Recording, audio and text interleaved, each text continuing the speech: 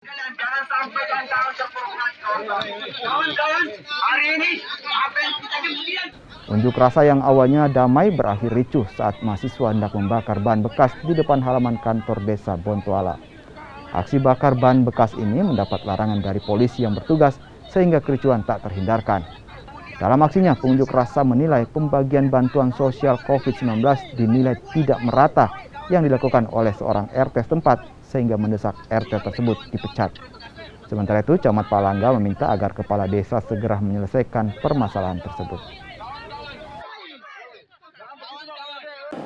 Masalah bantuan-bantuan yang kami tidak pernah merasakan. Bantuan khususnya selama COVID ini, 2 tahun terakhir ini tidak ada sama sekali. Hanya dia mengumpulkan kakak, minta kakak semua, tapi tidak ada realisasi. Ternyata ada warga yang dapat itu inisiatif sendiri. ada juga dapat Ya, ada inisiatif sendiri ke kantor desa.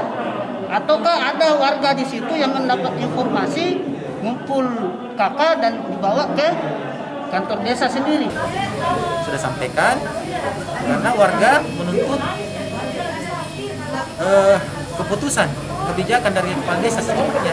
Olehnya itu minggu lalu kepala desa Bontoala datang koordinasi, saya sampaikan Pak Desa jangan berlarut, ambil keputusan, tapi tetap dengan